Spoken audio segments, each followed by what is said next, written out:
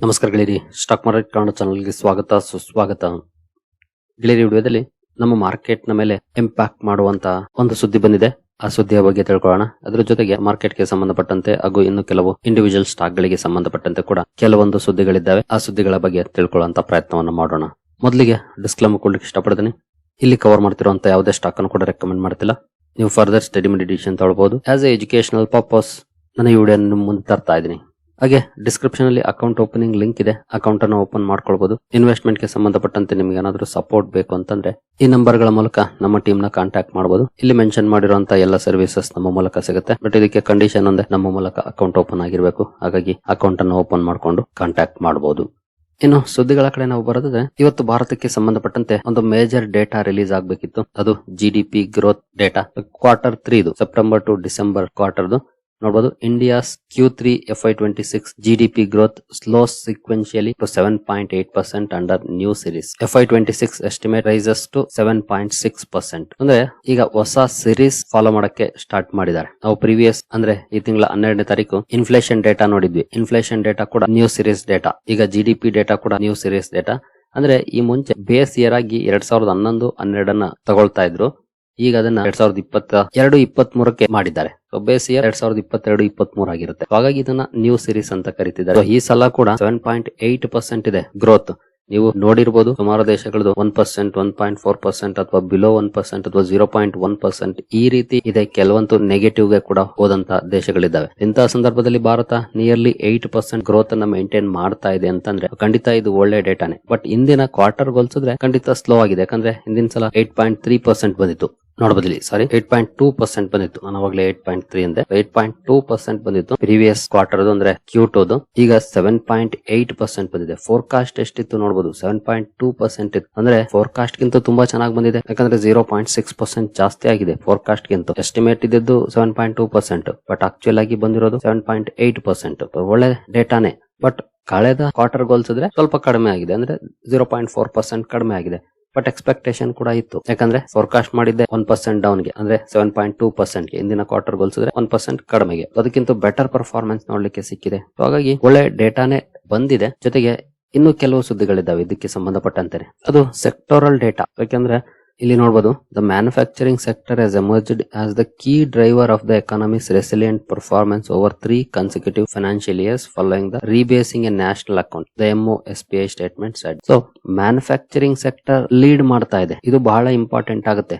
ನಮ್ಮಲ್ಲಿ usually service sector ಚೆನ್ನಾಗಿ perform ಮಾಡ್ತಾ ಇರುತ್ತೆ, ಬಟ್ ಕೆಲವು ಸಲ ಮ್ಯಾನುಫ್ಯಾಕ್ಚರಿಂಗ್ ಹಿಂದೆ ಉಳಿಯುತ್ತೆ. ಬಟ್ ಈಗ ಹಂಗಾಗಿಲ್ಲ. ಮ್ಯಾನುಫ್ಯಾಕ್ಚರಿಂಗ್ ಕೂಡ ಒಳ್ಳೆ ಪರ್ಫಾರ್ಮೆನ್ಸ್ ಅನ್ನ ಮಾಡಿದೆ, ಜೊತೆಗೆ ಲೀಡ್ ಮಾಡ್ತಾ ಇದೆ. ಇಲ್ಲೇ ನೋಡಬಹುದು, the sector recorded double digit growth in 23-24 and 25-26 underscore sustained industrial momentum.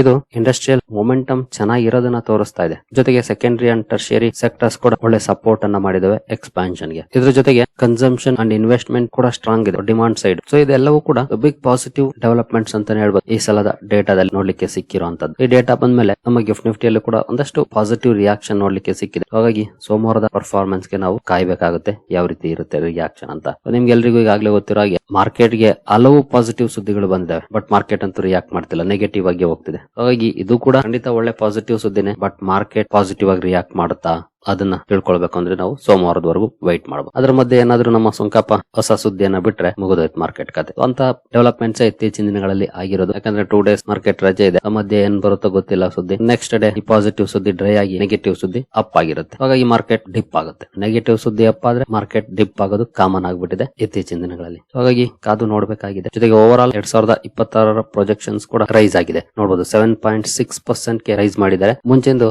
7.1% ಇತ್ತು. ಅಂದ್ರೆ ಓವರ್ ಆಲ್ 2025-26 ಸಂಪೂರ್ಣ ವರ್ಷದ್ದು ಅಥವಾ 12 ತಿಂಗಳದ್ದು 7.1% ಬರ್ಬೋದು ಅಂತ ಪ್ರೊಜೆಕ್ಟ್ ಮಾಡಿದ್ರು. ಬಟ್ ಈಗ 3 ಕ್ವಾರ್ಟರ್ ಡೇಟಾ ನೋಡಿದ್ಮೇಲೆ ಅಪ್ಗ್ರೇಡ್ ಮಾಡಿದ್ದಾರೆ, 7.6% ಇರಬಹುದು ಅಂತ.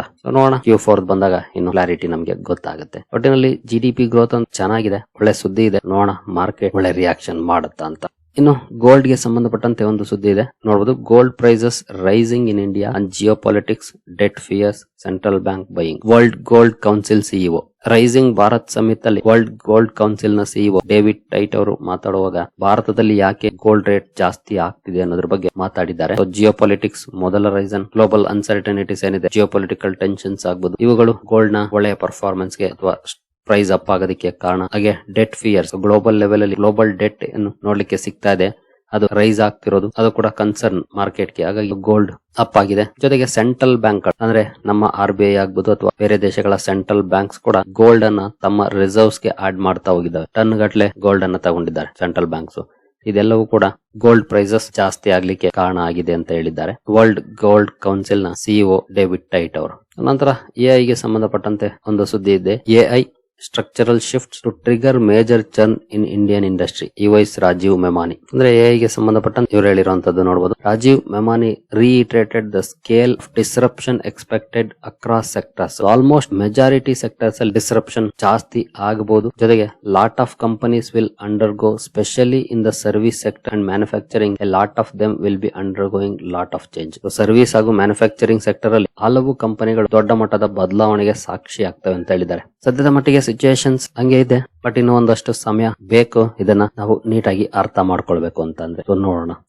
ಏನು ಫಿಸ್ಕಲ್ ಡೆಫಿಸಿಟ್ ಗೆ ಸಂಬಂಧಪಟ್ಟಂತ ಒಂದು ಅಪ್ಡೇಟ್ ಬಂದಿದೆ ನೋಡಬಹುದು. India's April to January fiscal deficit at 63% of FY26 target. ಸರ್ಕಾರ ಏನು ಟಾರ್ಗೆಟ್ ಅನ್ನ ಹಾಕೊಂಡಿತ್ತು ಫಿಸ್ಕಲ್ ಡೆಫಿಸಿಟ್ ಬಗ್ಗೆ, ಅದರ 63% ಅಚೀವ್ ಆಗಿದೆ ಜನವರಿವರೆಗೂ. Maybe well in control ಅಂತಾನೆ ಹೇಳ್ಬೋದು, ಯಾಕಂದ್ರೆ ಇನ್ನು 2 ಮಂತ್ಸ್ ಉಳಿದಿದೆ. 2 ಮಂತ್ಸ್ ಅಲ್ಲಿ 37% ಜಾಸ್ತಿ ಆಗುವ ಚಾನ್ಸಸ್ ಅಂತೂ ಕಡಿಮೆ. ಹಾಗಾಗಿ ಏನ್ ಸರ್ಕಾರ ಟಾರ್ಗೆಟ್ ಹಾಕೊಂಡಿತ್ತು ಅದರ ಒಳಗಡೆನೆ ಫಿಸ್ಕಲ್ ಡೆಫಿಸಿಟ್ ಮೇಂಟೈನ್ ಮಾಡುವಂತ ಲಕ್ಷಣಗಳು ಕಾಣ್ತಾ ಇದೆ. ಫಿಸ್ಕಲ್ ಡೆಫಿಸಿಟ್ ಅಂಡರ್ ಕಂಟ್ರೋಲ್ ಇರೋದು ಖಂಡಿತ ಎಕಾನಮಿಗೂ ಕೂಡ ಒಳ್ಳೇದು, ಮಾರ್ಕೆಟ್ಗೂ ಕೂಡ ಒಳ್ಳೇದು. ಸದ್ಯದ ಮಟ್ಟಿಗೆ ವೆಲ್ ಇನ್ ಕಂಟ್ರೋಲ್ ಅಂತಾನೆ ಹೇಳ್ಬೋದು. ಇನ್ನು ರಮೇಶ್ ದಮಾನಿ ಅವರು ಬಿಯಾಂಡ್ AI ಕೆಲವೊಂದು ಸೆಕ್ಟರ್ಸ್ ಅನ್ನು ನೇಮ್ ಮಾಡಿದ್ದಾರೆ ನೋಡಬಹುದು. Ramesh Damani flax defence, metals and pharma as investing opportunities beyond AI ಅನ್ನ ಹೊರತುಪಡಿಸಿ ಈ 3 ಸೆಕ್ಟರ್ಸ್ ಅವಕಾಶಗಳನ್ನ ಹೊಂದಿದೆ ಅಂತ ಹೇಳಿದ್ದಾರೆ. ನಿಮಗೆ ಗೊತ್ತಿರಬಹುದು, ರಮೇಶ್ ದಮಾನಿ ಅವರು ಭಾರತದ ಒಬ್ಬ ಪ್ರಮುಖ ಇನ್ವೆಸ್ಟರ್. ಇವರು ಕೂಡ ಹಲವು ಇಂಟರ್ವ್ಯೂಗಳಲ್ಲಿ ಈ ರೀತಿಯ ಇನ್ಪುಟ್ಸ್ ಅನ್ನ ಕೊಡ್ತಿರ್ತಾರೆ, ಯೂಸ್ಫುಲ್ ಆಗುವಂತ ಇನ್ಪುಟ್ಸ್ ಆಗಿರುತ್ತೆ. ಯಾಕೆ ಈ ಸೆಕ್ಟರ್ಸ್ ಒಳ್ಳೆ ಪರ್ಫಾರ್ಮೆನ್ಸ್ ಮಾಡಬಹುದು ಅಂತ ನೋಡಬಹುದು. Countries seeking to localise defence production rather than rely on a single rules based American led global security framework. Second, there is a growing push toward domestic manufacturing which includes local mining, metal sourcing and supply chain. ಇದೆಲ್ಲವೂ ಕೂಡ positive ಆಗಬಹುದು long term ಅಲ್ಲಿ ಅಂತ. So AI ಬಂದ್ರು metals ಅಂತೂ ಬೇಕೇ ಬೇಕು. Pharma medicine ಅನ್ನ AI ಸಜೆಸ್ಟ್ ಮಾಡಿದ್ರು ಕೂಡ ಮೆಡಿಸಿನ್ ತಯಾರು ಮಾಡಲೇಬೇಕು, ಜನ ಬಳಸಬೇಕು ಅಂದ್ರೆ. ಡಿಫೆನ್ಸ್ ಅಲ್ಲೂ ಕೂಡ AI ಬಳಕೆ ಆಗ್ಬಹುದು, ಬಟ್ ನಾವು ಇಗ್ನೋರ್ ಮಾಡಕ್ಕಂತೂ ಆಗಲ್ಲ. ಡಿಫೆನ್ಸ್ ಸೆಕ್ಟರ್ ನ ವೇರಿಯ ಬದಲಾವಣೆಗಳಾಗಬಹುದು, ಬಟ್ ಸ್ಟಿಲ್ ಅಪಾರ್ಚುನಿಟೀಸ್ ಇದ್ದೇ ಇರುತ್ತೆ. ಸೊ ಬಿಯಾಂಡ್ AI ಈ ಸೆಕ್ಟರ್ಸ್ ಅನ್ನು ಕೂಡ ಸ್ಟಡಿ ಮಾಡಬಹುದು. ಇದನ್ನ ಹೊರತುಪಡಿಸಿ ಕೂಡ ಇನ್ನು ಹಲವು ಸೆಕ್ಟರ್ಸ್ ಇದೆ. Food industry, then hotels, travelling and tourism. ಹೀಗೆ ಸಾಕಷ್ಟು ಅವಕಾಶಗಳು ಇದ್ದೇ ಇದೆ. ಮಾರ್ಕೆಟ್ ಎಂತಹ ಕಂಡೀಷನ್ ಅಲ್ಲೂ ಕೂಡ ಅವಕಾಶಗಳನ್ನ ಹೊಂದಿರುತ್ತೆ, ಅವುಗಳನ್ನ ಫೈಂಡ್ ಮಾಡಬೇಕು. ಇಮಿಡಿಯೇಟ್ಲಿ ಅಲ್ಲಿ ನಮ್ಗೆ ಪ್ರತಿಫಲ ಸಿಗದೇ ಇರಬಹುದು, ಬಟ್ ಓವರ್ ದ ಟೈಮ್ ಖಂಡಿತ ಪ್ರತಿಫಲ ಸಿಗುತ್ತೆ. ಅಲ್ಲಿವರೆಗೂ ಕಾಯುವಂತ ತಾಳ್ಮೆ ಇನ್ವೆಸ್ಟರ್ಸ್ ಇರಬೇಕು, ಇದ್ರೆ ಮಾತ್ರ ಇವೆಲ್ಲ ಸಾಧ್ಯ ಆಗೋದು. ಇನ್ನು ಕ್ರಿಸ್ ವುಡ್ ಅವರ ಕಡೆಯಿಂದ ಒಂದು ಅಪ್ಡೇಟ್ ಬಂದಿದೆ ನೋಡಬಹುದು. Chris Wood picks IndiGo Adani Power in India portfolio reshuffle. ಭಾರತದ ಷೇರುಗಳ ಪೋರ್ಟ್ಫೋಲಿಯೋನ ರಿಶಫಲ್ ಮಾಡಿದ್ದಾರೆ. ಅದರಲ್ಲಿ ಇಂಡಿಗೋ ಹಾಗೂ ಅದಾನಿ ಪವರ್ ಅನ್ನು ಆಡ್ ಮಾಡಿದ್ದಾರೆ ಕ್ರಿಸ್ ವುಡ್ ಅವರು. ಜೊತೆಗೆ ಹೋಮ್ ಫಸ್ಟ್ ಫೈನಾನ್ಸ್ ಹಾಗೂ ಲೇಟ್ ರೆವೆನ್ಯೂ ಟೆಕ್ನಾಲಜಿ ಅಥವಾ ಐಕ್ಸಿಗೋನ ತೆಗೆದಿದ್ದಾರೆ, ಎಕ್ಸಿಟ್ ಮಾಡಿದ್ದಾರೆ. ಈ ಕೆಲವೊಂದು ಬದಲಾವಣೆಗಳ ತಮ್ಮ ಇಂಡಿಯಾ ಪೋರ್ಟ್ಫೋಲಿಯೋದಲ್ಲಿ ಕ್ರಿಸ್ ವುಡ್ ಅವರು ಮಾಡಿದ್ದಾರೆ.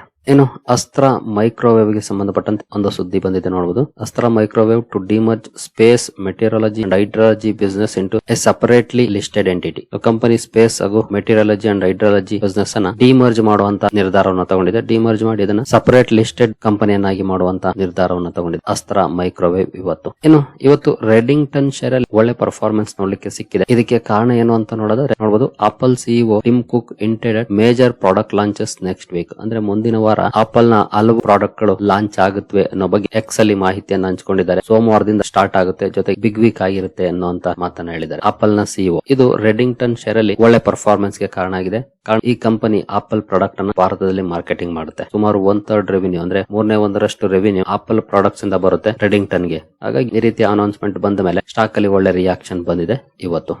ಸರಿಗಳಿರಿ, ನಿಮ್ಗೆ ಏನಾದ್ರು ಸ್ಟಾಕ್ ಮಾರ್ಕೆಟ್ ಬಗ್ಗೆ ಕಲಿಯುವಂತ ಆಸಕ್ತಿ ಇದ್ರೆ ನಮ್ಮ ತರಬೇತಿ ಕಾರ್ಯಕ್ರಮ ಇದೆ, ಸೇರ್ಕೊಳ್ಬಹುದು. 6 ತಿಂಗಳ ಕಾರ್ಯಕ್ರಮ ಆಗಿರುತ್ತೆ. ಹಾಗೆ ಇಲ್ಲಿ ಯಾವುದೇ ರೀತಿಯ ಸ್ಟಾಕ್ ರೆಕಮೆಂಡೇಶನ್ ಸಿಗಲ್ಲ, ಬಟ್ ಒಳ್ಳೆ ಕಂಪನಿಗಳನ್ನ ಹೇಗೆ ಆಯ್ಕೆ ಮಾಡಬೇಕು ಅನ್ನೋದ್ರ ಬಗ್ಗೆ ವಿಷಯವನ್ನ ತಿಳ್ಕೊಳ್ಳುವಂತ ಅವಕಾಶ ಇರುತ್ತೆ. ಫಂಡಮೆಂಟಲ್ ಅನಾಲಿಸಿಸ್ ಆಗ್ಬಹುದು, ಟೆಕ್ನಿಕಲ್ ಅನಾಲಿಸಿಸ್ ಆಗ್ಬಹುದು, ಎರಡನ್ನು ಇಂಟಿಗ್ರೇಟ್ ಮಾಡಿ ರೈಟ್ ಟೈಮ್ ಎಂಟ್ರಿ ಎಕ್ಸಿಟ್ ಗಳನ್ನ ಫೈಂಡ್ ಮಾಡುವಂತ ದಾರಿಗಳನ್ನ ಆಗ್ಬಹುದು. ಈ ರೀತಿಯ ವೇರಿಯಸ್ ವಿಚಾರಗಳನ್ನ ತಿಳ್ಕೊಳ್ಳುವಂತ ಅವಕಾಶ ಇರುತ್ತೆ. ಇಂಟ್ರೆಸ್ಟ್ ಇರೋರು ಇಮೇಲ್ ಮೂಲಕ ಸಂಪರ್ಕ ಮಾಡಬಹುದು. ಪ್ಯೂರ್ಲಿ ಬಿಗಿನರ್ಸ್ ಗೆ ಅಂತ ಡಿಸೈನ್ ಮಾಡಿರುವಂತದ್ದು ಲೈಫ್ ಲಾಂಗ್ ಸ್ಟಾಕ್ ಮಾರ್ಕೆಟ್ ಜರ್ನಿಯಲ್ಲಿ ಉಪಯೋಗ ಬರುವಂತ ವಿಷಯ ಇರುತ್ತೆ. ಸರಿಗಳಿರಿ, ಎಲ್ಲ ಅಪ್ಡೇಟ್ಸ್ ನಿಮಗೆ ಇಷ್ಟ ಆಗಿದೆ ಅನ್ಕೊಳ್ತೀನಿ. ಹಾಗೆ ಡಿಸ್ಕ್ರಿಪ್ಷನ್ ಅಲ್ಲಿ ಅಕೌಂಟ್ ಓಪನಿಂಗ್ ಲಿಂಕ್ ಇದೆ, ಅಕೌಂಟ್ ಅನ್ನು ಓಪನ್ ಮಾಡ್ಕೊಳ್ಬಹುದು. ಮುಂದಿನ ವಿಡಿಯೋದಲ್ಲಿ ಸಿಗೋಣ. ಅಲ್ಲಿವರೆಗೂ ಜೈ ಹಿಂದ್, ಜೈ ಕರ್ನಾಟಕ.